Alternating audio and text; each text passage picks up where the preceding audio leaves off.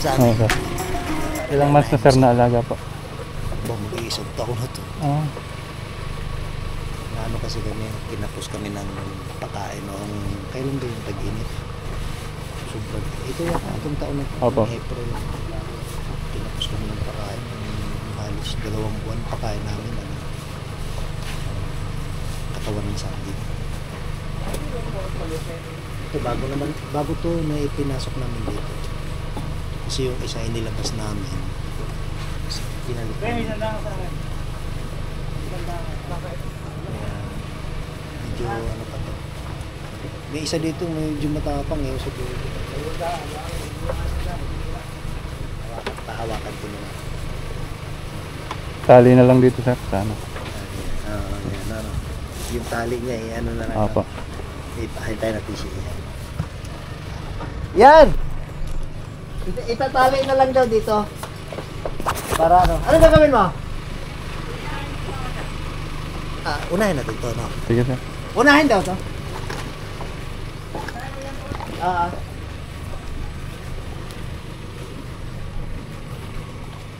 Hindi pwedeng hawakan lang. Maipit kayo sir.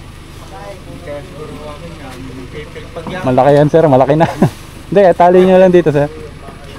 Dapat ano, hawakan mo na lang pataas. Hawakan mo na lang pataas. Hindi, turo ka rin. Ha? Turo. Magigit lang baka din mo. Gigit lang baka. Hindi yung baka.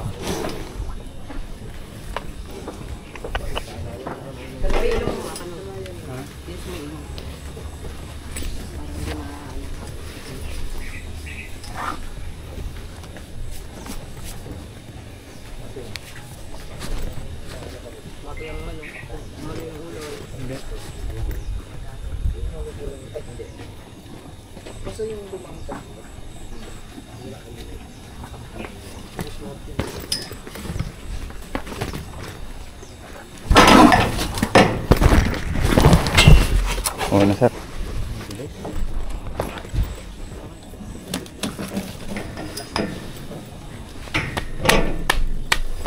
Sir, alasan mo ang hawak mo ha.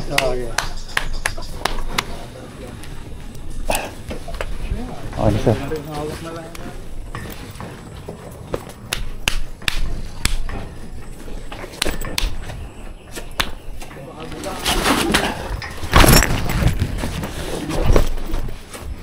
Magigit ka lang. Itong katapangan nito. Ayan, kami yan.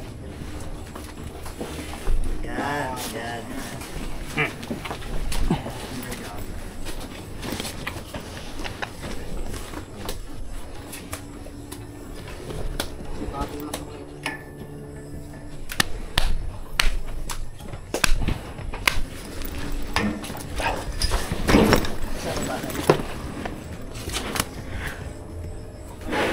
Kung talaga rin, isang rin Malayo o hindi abot yan. Ha? Hindi niya abot. Malikot sa jari isang rin. Galasa. Papasok na ako sir. Re.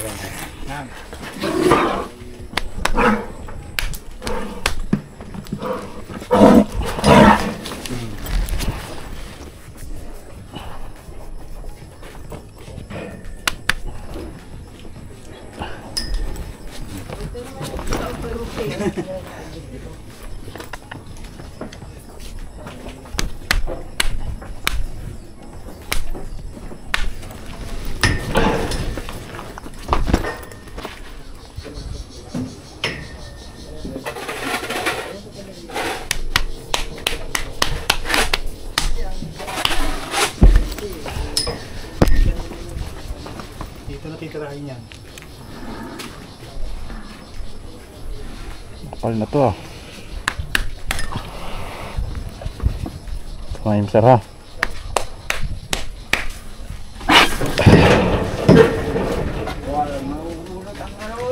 Tubo, mauunat. Away kamay baka maipit.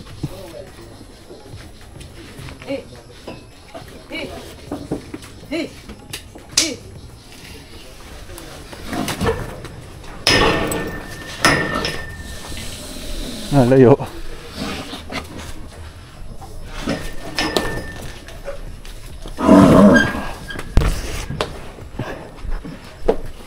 doon ako pag-iiyak. Itik lang. Ang dadali are oh. Oo. Aba. Kain na lang ang kailangan yan. Kayo po ay mamimili? O dito rin kayo? Doon ako nakatira sa Naayos na isa po, atin na. Okay na sir. Pito po. Mayroon pang pito sir. Na ano da? 5 na medyo mas malaki-laki ng konti. Meron kasi akong 2 bansot nandun. Oo. Napahuli natin. Madali lang naman, maliliit lang. Apo. Yung nandoong 5, papasok na lang natin dito. Para hindi masyadong pupumiglas kasi. Bali ito pala sir yung taniman nyo ng ano, na pier. Oh, dito at saka sa ano, may bago kami sa Chaong. Taniman lang yun sir. May... Taniman lang. walang hayop na ano. Walang hayop. Pero kayo sir, taga rito ako talaga kaya. Hindi, taga Mindanao ako. Aba. Pinanganak ako sa Mindanao pero halos mahigit 30 years na ako dito. Diyan nasa Cavite ako nakatira. Yep. Ito ngayon galing pa akong Cavite. Itong farm nyo sir, mga ilang taon na po Upa ito? lang to. Upa. Upa lang ako doon. Ito Ah. lang nasa ano na ako dito. Magdadalawang taon. Magkano sir ang ano to? Ano ba to yearly? Oo, 1.7 hectares ito. Apa. Ang upa ko nito ay 35,000. Pero akin na yung bunga ng mga saging, Apa. rambutan. Akin na. Pintos nyo na. Yung sa Chaong, 2.4 hectares na yun. Na open talaga yon, walang walang ibang tanim ko. Napier lang tinanim ko kasi. Para nga sa paunti-unti. Hindi kasi ako makapagdagdag ng paunti-unti ng baka. Wala naman ako may pakain. Opo, tama. Kaya nag-invest ako doon umupa ako ng lupa doon. Bali yung napier nyo sir, order nyo pa yan sa ano? Sa malayo o dito lang yan? Yung napier ko, ang pinanggalingan nito, merong galing Bacolod ba yun o Negros. Tapos meron din galing kay Adelaide River Farm. Opo, Yung banda rito. yung malalaki. Oo, yung malalaki. Kay Adelaide galing. Tatlo yung source ko nito Adelaide. Tapos ito. Tapos yung sa pinakadulo. Pero yung tinanim namin sa Chaong, labo-labo na. Yung alin ito. Yan pala yung ipit. Dati yan ihaharangan natin ito, no? Ay bakit sumubra na yata ang puwit nito? Lumaki na. Baka lumaki na sir. Humaba ho sir, humaba. Humaba. Humaba na ho ang katawan. Maiksi at ang nagawa. Ay hindi, tama lang. Lagyan namin para hindi makaangas. Yan.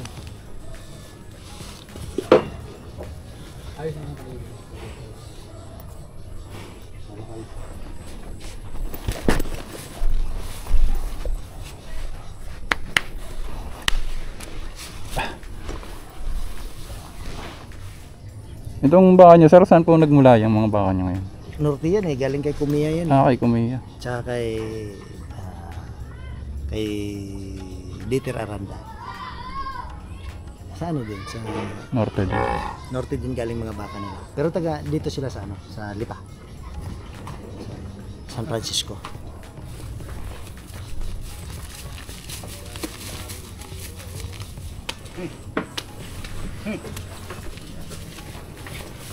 Matras, mapapalo ako nitong tubo. Okay.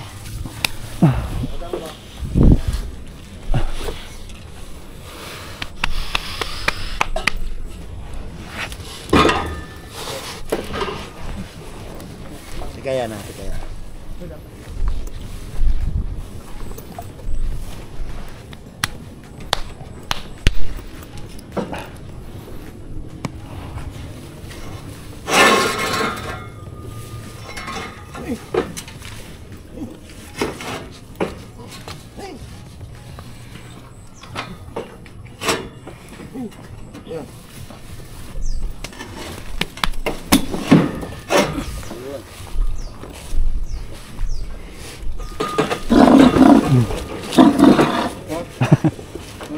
Wala pa.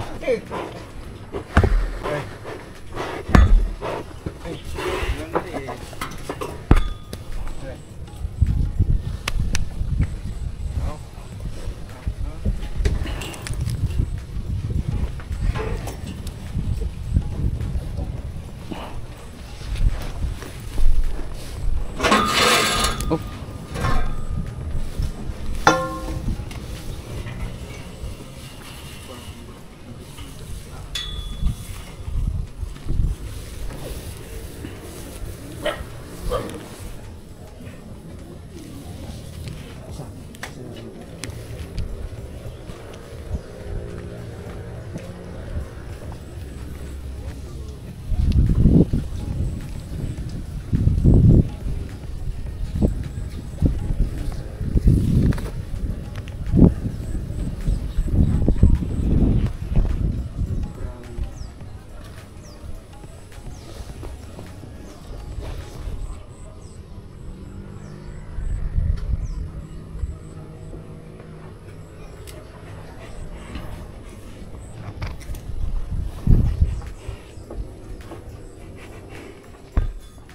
Tayo.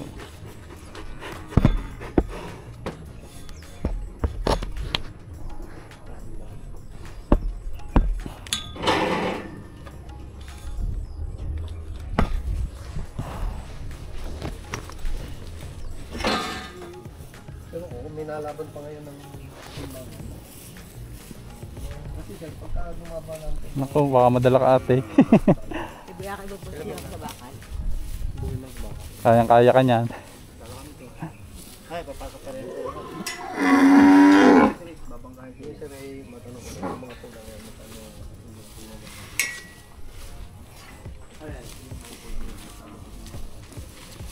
Ano yung dating maliit na lanto? Hindi na lumaki.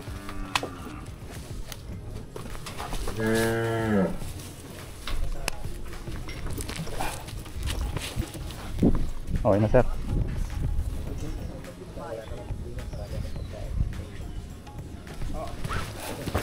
Ah, 8 buwan?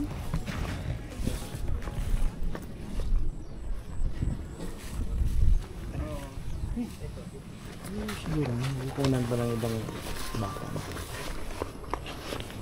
Kanina po maganda. Wala namang iba sir eh. Puro doon lang eh. Oo nga. Galing norte yung baka. Oo, yun, norte yan eh. Sa bala ko maglagay ng kulungan doon. Ganito din sir na sementado. Simentado lang yung flooring, pero hindi na ganyan ka, ano na mga ganyan kasi kawayan-kawayan na lang kasi hindi naman kasi ang lupa ito eh. Opo. Rent lang ako Opo. eh. Pagka, Pero ito sir kayo nagpagawa niyan. ako nagpapagawa. Pagka kunin na nung may-ari ito, di wala na. Boss, sila rambutan na dalhan doon. Ilan? Siguro, mga 20 lang siguro rambutan, dalhin natin. Tapos yung iba, pag hindi na ubos, pamimigayan natin. Eh, bibigyan akong kasama sa trabaho. Tanim din daw. Ito testing ko pa lang to sir. Opo. First time ko pa lang ito. Isang taon. Medyo matagal din sir ano? Oo. Nadili kayo? Pero dapat mga 5 and 6 months po. Opo. Mga 6 months pinakamatagal na ano? Oo, pinakamatagal na yung 6 months. Kaso nagtagal ako dito. Yung pids niyo sir, ano po ang gamit yung pids dyan? Bukod sa palya? Gamit ako ng ano. Ngayon nga hindi ko na pinabila ng ano eh. Grower. Ah, anong kasador sir? Na-grower o yung Ay, yung ibang brand eh. luntian? Ano ba maganda? Ang gamit mo? Hindi kami nagamit pa sir ngayon ng grower. Pagka yung ano, ang gamit ng tagapag-alaga ko kasador. Kasador. Pero yon pag pambinta na yan. Oo, pagpangbenta na yan. Pero pag ang mga ganito, palyat-palyat ka lang muna. Pagka yung mga ano pa lang sir, balagbagin pa lang. Palyat-palyat lang muna. Hindi kami nagpipids ng ano, gawa ng Lulugi ka na. lugi talaga. Hindi nakikita lang dyan na yung tindahan. Pag halimbawa mga isang buwan na lang ibinta mo na, saka Opo, saka. saka mo papasukan ng grower. Pagka naman sir, kahit hindi naman nasagad, yung katawan ng baka, basta may tubo naman mga ayos sa'yo, pwede na rin naman. Magkasundo kami nung tagapag-alaga. Importante umiikot ano. Hindi lang ng baka sa bandaroon. Magaganda yung baka nila. Maliliit nga lang sir ang baka. Hindi pa siya... May nakukunan ka eh na kawayan lang yung ano nila eh. Kay pareho ng tatay ko yun. Oo, yun sinabi ko kumpanya. Ang ganda ng baka nila. Opo. Kasi hindi karamihan. Parang isa lang yata napili mo, dalawa. Ay ano po, yung depende sa mag-aalaga eh. Kasi sila naman mag-aalaga. Oo, kung kaya nila yung madami, di bibili tayo ng madami, sir. Baka naman tanggap lang ng tanggap, hindi naman pala kayang alagaan. Yun nga, mahirap kasi doon yung pagsusugahan. Oo. Baka hindi kayang patabayin. Sa isang tao, sir, ay mga mga 4-5, hanggang ganun lang. Mag-backyard lang. Backyard pa yun, sa dami noon, bawat tao mayroong gano'n. Isipin din minsan, pag ano. Isipin din. Tatawag, biglang hihingi ng pamakain. Isipin din kailangan ko ng bili nito. Biglang uutang. Tapos ng November, papasukan ko na ng pizza. Then, bago magkatapusan ng December, siguro, Dispose na. di-dispose ko. Ito ko, mga bayar din naman to. Nalagi yun, pabalik-balik dito. Ang ano nila, sir, dyan, tingin niya magkano yung para live weight nila? Nakuha nila sa inyo? Like, Sa ngayon? bultuhan Yung average, yung... may pumunta na rito, 80. 80 lang daw, 80 daw. Hindi ko muna binigay. Subukan ko pa yung potential ng baka. Sasagad. Sabihin, sir, 80 per kilo? Hindi, per head. Hindi. Pero maganda talaga yung per kilo dapat kasi pag per kilo kasi. Kung kayo, sir, ang magdadala sa katayan siguro, baka masunod yung gusto niyo. Oo, kasi wala tayong sasakyan. Opo, yun nga lang. Tsaka may permit pa. Permit pa. Sa slaughter. Balay mo at tumaba pa ng kumito. Sige, sir, ingat po kayo. Sir, ako ipaparito na rin. Salamat. Sige, thank you pare. Sa ulitin balitaan nyo lang ako. Ito lang, sir, talagang medyo taglit tayo dyan sa isang... Ito bakit ganyan kaya yan? Isang taon na sabi nga nila napuril. Pero malahi naman Ay, manipis ang ganito, sir Manipis ang ganito niya. Ay, mataba yan dumating. Yung binti niya. Tapos nagkaganyan na. Sabi ko nga kay yan ano yan? Katayin natin, lechonin natin. Ay, boss. Okay. Ayan, naman natin yan. Tagal na niya. Sagana naman kayo sa pamakain. Tapos intindihin pa natin yan. Intindihin pa lagi ko pinapanood yung vlog mo kasi. Kasi, yung vlog mo kasi, yung may makukunan kang aral. Okay. Salamat, kasi sir. Experience mo yun Okay. Yung mga sinasabi mo, experience mo yun. Meron din akong kambingan dati. Ay, tinigil nyo na, sir. Kasi yung inupahan kong lupa, hindi ko alam, nabinta na. Nagkaroon ako ng kaibigan sa FB, sabi niya, Bok, ako kukuha ng mga kambing mo.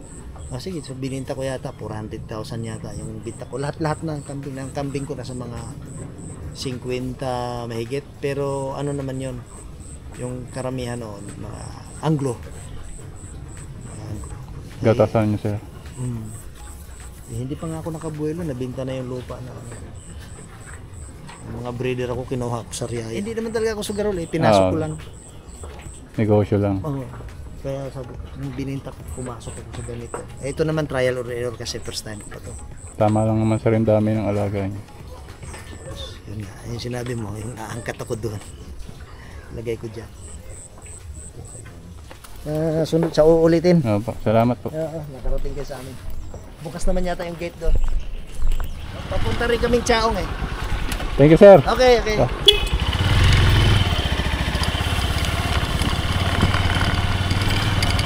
Salamat ka. Ay, ibig sabihin taga rito rin kayo? Diyan na dumaan. Ala ko sasakay kayo, isasakay ko na kayo. Hindi, kasama ko kay Juan, kay Ruel, sa Chaong. Chaong po. Salamat po. Parenta na po ako.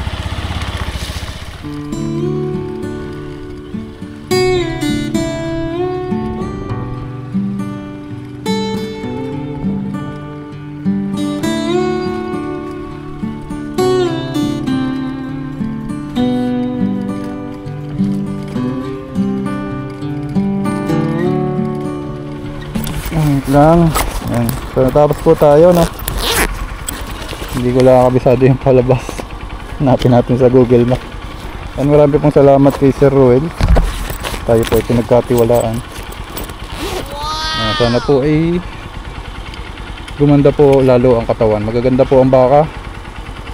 Kulang lang na konti pa sa kain. Yun lang ang kulang dyan. mag-adjust na tayo ng Google Map dahil mahina ako sa ano, ka-farmer, mahina ako sa city. Hindi ako magaling magpaikot-ikot sa ano diyan sa San Pablo, maliligaw ako diyan. Yung mga farmer, bago ko napagana ang Google Map na to hirap. Hindi naman pala ganun kalayo sa labas yung park ni Mr. Ruel. Parang daan lang din sa amin ang dadaanan. Medyo mas mahirap pa nga sa amin gawa ng masyadong mabato sa amin. So bilis lang. Tapos natin yung 17 heads. Yung isang baka yung medyo payat. Parang ano, tingin ko lang doon talaga. Kung isang taon ng alaga yun, dapat ay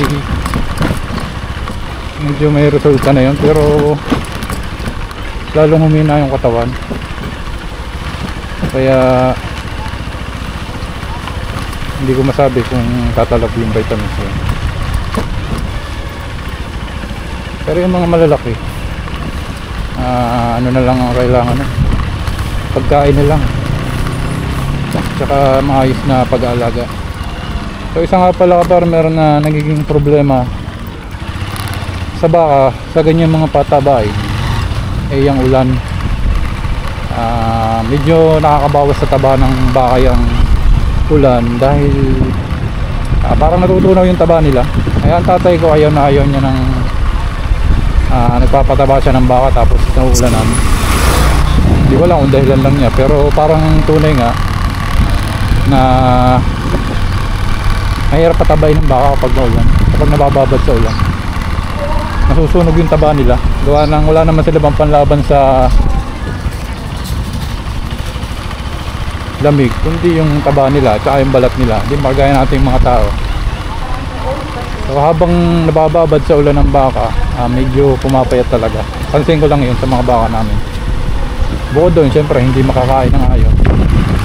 Kaya naman mahirap. Interflow.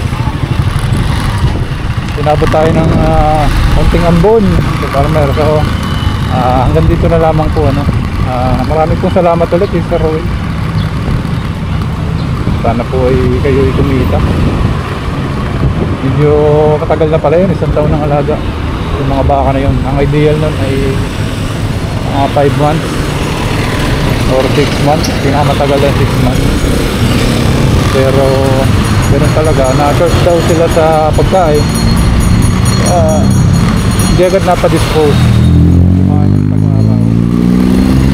Hindi naman talaga yung tag-araw ng nakaraan. Kahit kami ng problema din, pati kambing namin nangamayat. Ang hirap nyo. So maraming salamat sa inyong oras. Medyo maambo na, pero mukha namang hindi magtatagal. Hanggang dito na lamang po ulit. Sir Roel, marami pong salamat sa inyong pagtitiwala. God bless po sa inyo. Happy farming po. Pati po sa ating mga subscriber. Ako po ay San Pablo ngayon, ang galing San Pablo City, Laguna. Yan. Marami po salamat ulit. Happy farming po. Ingat po. God bless. Hanggang dito na lamang po.